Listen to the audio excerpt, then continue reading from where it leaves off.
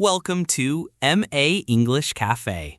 It's great to have you joining us. It really is. And today, Leo, I think we're all going to need a bigger coffee mug because we're about to take our imaginations on a journey. That's right. We're talking about dream travel destinations. That one place, or maybe even two or three, that you constantly find yourself daydreaming about. Exactly. Ever find yourself staring out the window during a busy day, dreaming of being somewhere else entirely? Maybe on a sunny beach with crystal clear water, or high up in snowy mountains with breathtaking views? Or perhaps, what's the one place you absolutely have to visit before you leave this planet? That ultimate bucket list destination that calls to your very soul. Today, we're going to share our wildest travel fantasies, full of incredible sights, delicious food, and maybe a few imaginary adventures that might stretch the boundaries of reality. Get ready to pack your mental bags, because it's going to be an adventurous All right, Jenny, discussion. let's get down to the core of it. When you're dreaming of that ultimate escape, are you a beach person or a mountain person? Because for me, there's no contest. My dream travel destination is unequivocally a mountain escape. I'm thinking the Swiss Alps, especially in winter. Of course you'd pick mountains, Leo, you with your endless energy. But for me, it's all about the beachy paradise. Give me the Maldives or Bali.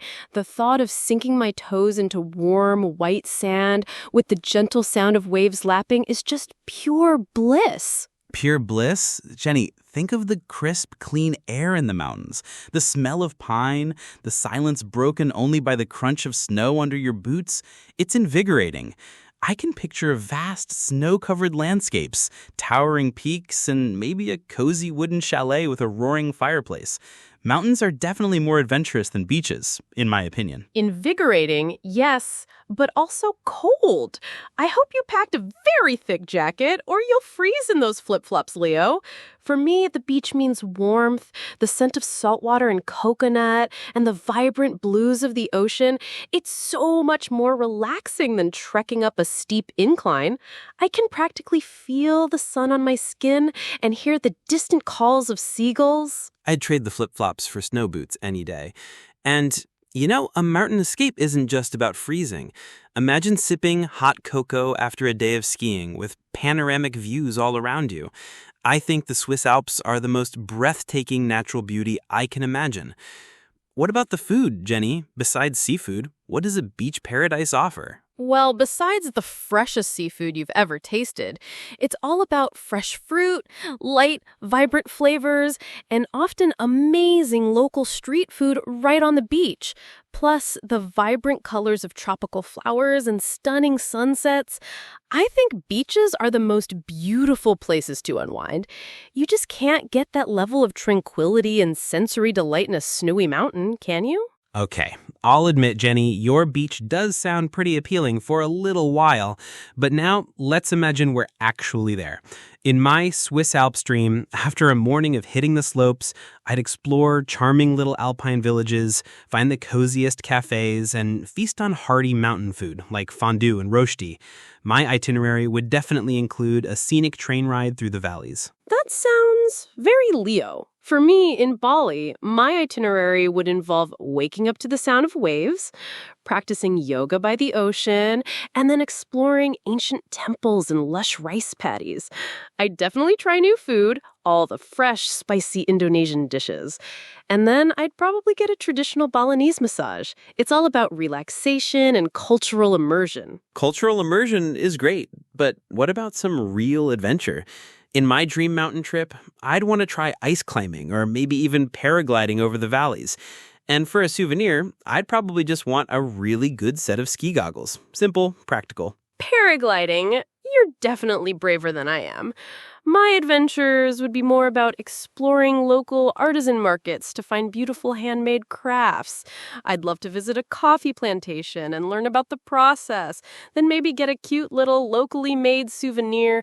My passport would definitely get a lot of stamps from different cultural sites. Fair enough. So our dreams are pretty different, Jenny. No chance of me singing karaoke in Tokyo on my mountain retreat. And I don't think you'll be riding a camel in the desert at sunset on your Bali beach trip. Definitely not, though I'd probably be perfectly happy just chilling by the pool, enjoying the view. No jet lag for me, just pure relaxation. We wouldn't even need to worry about luggage being lost at the airport because we're just All right, dreaming. Jenny, our dream trips sound incredible, but let's get a bit more real. Travel isn't always perfect, is it? Sometimes the funniest memories come from the unexpected glitches. What's your most memorable travel story? Maybe something funny or awkward? Oh, absolutely. I've got one. I was on a solo trip to Italy, and I was so excited to try all the local dishes. One evening, I bravely ordered something off the menu, thinking it was a delicious pasta. When it arrived, it was tripe. Do you know what tripe is, Leo? It's cow's stomach. I tried to be polite, but my face must have given me away. The waiter just laughed, and I ended up with a very small plate of bread. Total language mix-up. Cow's stomach? Oh, Jenny, that's epic. I hope you didn't lose your luggage on the way home because that story is a keeper. My most memorable travel mishap happened during a trip to Iceland. We were trying to catch a domestic flight and I completely misread the time difference. We arrived at the airport feeling super relaxed, only to realize our flight had literally just closed its gate. It was a classic missed flight scenario. Oh no, a missed flight is the worst kind of travel stress. What did you do? Did you end up having to completely change your itinerary?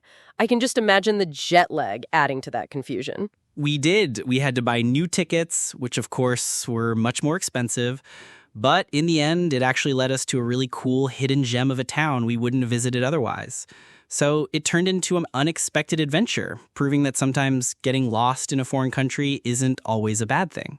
That's a great way to look at it, turning a mishap into a new discovery. So, Leo, what's your funniest travel memory that isn't a mishap? Just pure, unadulterated hilarity. Funniest travel memory? It has to be trying to order food in a tiny village in Spain where nobody spoke English and my Spanish was terrible. I ended up miming a chicken laying an egg and then flapping its wings to ask for chicken and eggs. The waiter burst out laughing, but somehow he got my order right.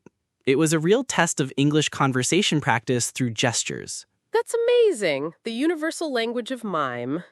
I've definitely had my share of those moments trying to try new food in places where menus were a complete mystery.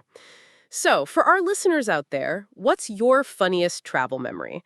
Have you ever gotten lost in a foreign country and found something amazing? Or had a hilarious language mix-up just like mine? that, our incredible journey to dream destinations filled with snow-capped mountains and sun-drenched beaches comes to an end for today. We've dreamed big, from daring paragliding to serene poolside relaxation, and even relived some hilarious travel mishaps. It's been an absolute blast mentally packing our bags and exploring these amazing places with you. We hope you've enjoyed this episode of MA English Cafe and picked up some fantastic English vocabulary and phrases about travel along the way. Remember, every conversation is a chance for English listening practice. Now it's your turn to share. What's your dream destination? Are you a beach bum, a mountain explorer, or do you dream of bustling city adventures? Tell us in the comments below. We're so excited to read about your ultimate escapes. And if you enjoyed this imaginative journey with us, please hit that like button right now. It really helps our MA English Cafe grow and allows us to bring you more fun and engaging English practice content. And of course, make sure you're subscribed to the MA English channel and have rung that notification bell. That way you won't miss our next adventure. We've got so many more fascinating topics coming your way to help you learn English.